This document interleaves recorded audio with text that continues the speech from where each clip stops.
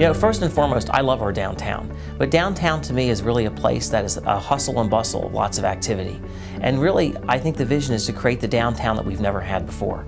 Our downtown today consists of a few shops and businesses, but I really see a lot more than that. Well, the Rowlett downtown, you're talking about city centers, that really is a city center. And it has so much more potential than a lot of the city centers because it has land and it has developable tracks, and it also has you know, a couple of really nice businesses down there already, and it has the DART rail coming in. I personally would like to see a whole range of mixed uses that happen down there. I think downtown is important not only to Rowlett, but any city, because I feel like it's the heart of the city. It's where it started, you know, and it grew from there. It's a place where the city comes together. We hold events there, we do our 4th of July, Memorial Day. It's a place where people come.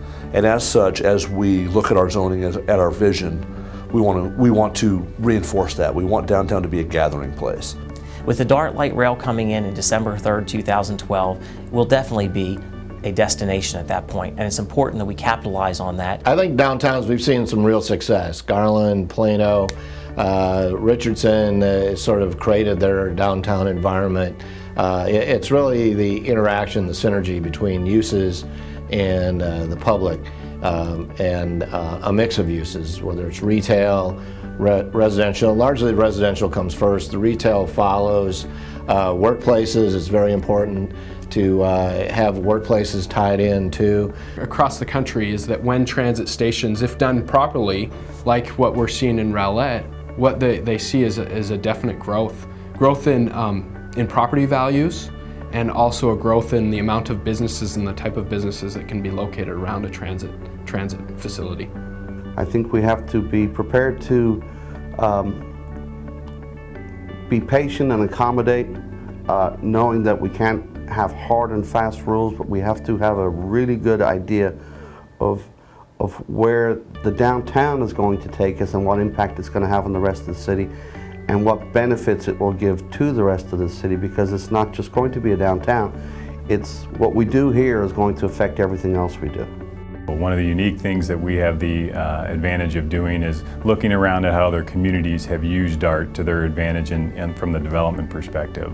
Rowlett has a tremendous opportunity with it being in the downtown area, with the city of Rowlett being one of the single largest property owners in the downtown area, to really create a unique environment within a short distance of the DART station. Rowlett was one of the original cities that joined DART back in 1983, and I think we're seeing the success in all of the cities, transit in general, but also specifically in success around rail development. So I think it can be a combination of a nightlife, a combination of a professional day-to-day life, a lunch area, and a municipal area, a parks area, some great housing. But I think it will become a destination that surrounding communities will come, want to shop, want to spend their tax dollars in, and will also generate significant jobs for the community as well. But the proximity of the rail station also facilitates certain high-density type of housing, but at moderate to high income level, folks that are, say, working downtown. I think that you have to have the residential component to make the businesses successful in the area. I would really like to see a few more restaurants downtown. We have a limited amount of property available, and I think it's really important that we capitalize on that property and make the best possible use of the land that we have left. The challenge is putting it together so that it flows from one part of the city to the other through downtown. You know, the beauty of the process of all of our development opportunities, whether it's downtown, Signature Gateway, Woodside Living, or Healthy Living, is that they need to complement each other. Each one of them becomes a critical component to making the next area successful. And if we do this right, they'll all ensure that we're better than we would have been if we'd have just developed each one singularly and individually. So I think what the downtown vision does for the rest of Rowlett, again, it's that destination. I think it's what makes it work. Before we get started, I want to address the elephant in the room, density. Yes, that's right. Density has long been considered a bad word in some suburban communities like Rowlett. While we will not be delving into specific density numbers at this meeting, I do want to broach the subject so we'll all be on the same page before we start discussing potential building types. When people think of multifamily, this picture typically comes to mind. For the record, when we talk about multifamily, otherwise referred to as mixed residential, this is not what we are referring to. I happen to be a citizen of Rowlett myself, and I'm real concerned about the quality of development that comes into the city. When I think of standard garden apartments, I think oftentimes about something that's built for a short term. They're often built around parking lots. There might be a pool at the center of the development, a building at the front of the development, but it's really set up as a small enclave that is not really part of the overall community. And often the construction practices and construction techniques are in place for that building type are for a short-term building that would oftentimes support lower rents and a more transient nature of the folks that would move in and out of them. And I think through this process, what we've clearly heard from the citizens of Rowlett is there need to be alternative housing choices. There need to be choices for young people and choices for people as they age, but it should be quality development. This community, most communities have to realize that you must address that pent-up demand, but be in front of it and dictate, again, the quality and the conditions under which you're willing to accept that product and hopefully someday encourage it in this community. Remember, throughout this entire process, we are striving to create great places with lasting value. One attribute of a great place is one that can be repurposed over time. This style of apartments cannot do that, and thus is not a building type that the city will actively pursue in the future. Let's hear a little more about what makes a great place.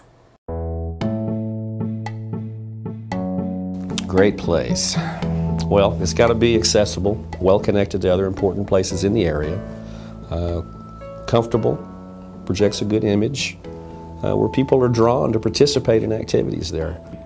Places are something that aren't just defined in physical terms, they're defined in community terms.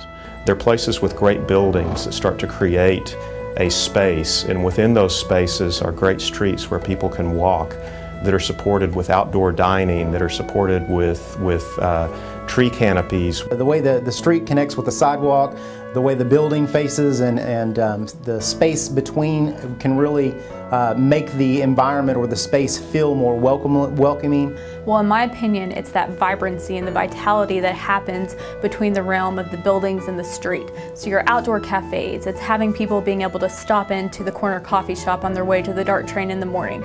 It's being able to have the mom who's shopping with her daughter during the afternoon go from the boutique to have a light lunch on the street, all the way down to a very vibrant nightlife, really having something different for everybody at every stage in their life, but all taking place in that one area. To attract the kind of folks that you want in that type of a mixed-use type of development is going to require amenities such as green space, park areas, public areas, wide sidewalks. The streetscape and open space are critical to a downtown area and really any mixed-use area of a community.